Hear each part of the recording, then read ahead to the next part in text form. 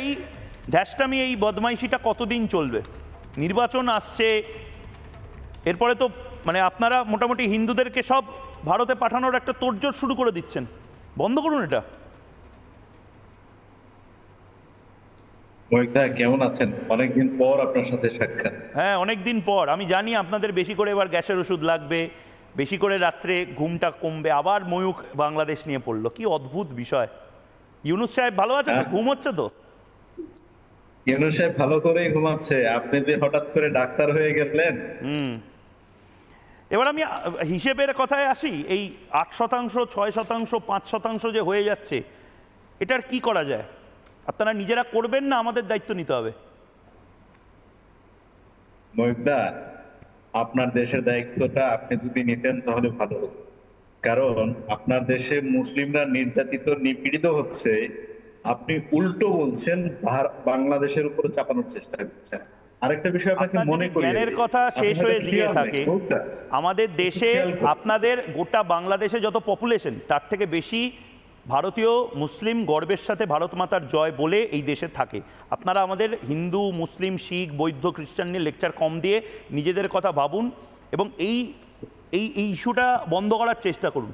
কারণ এটা বাস্তব যে আমরা হিন্দুদেরকে বানের জলে ভেসে যেতে দেব না।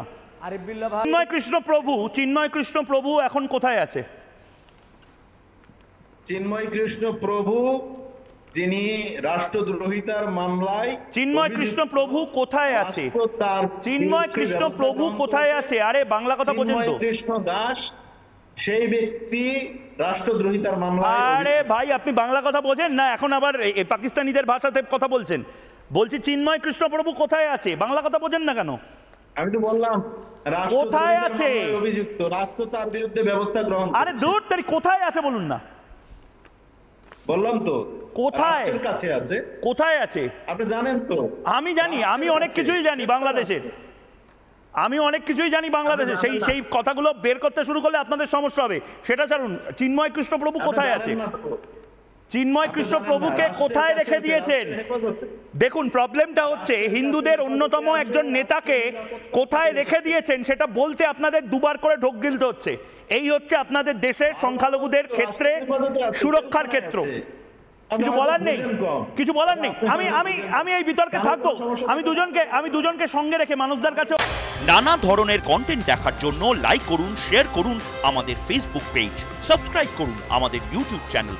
পাশাপাশি অন্যান্য ব্রেকিং নিউজের জন্য অবশ্যই চোখ রাখুন রিপাবলিক বাংলায়।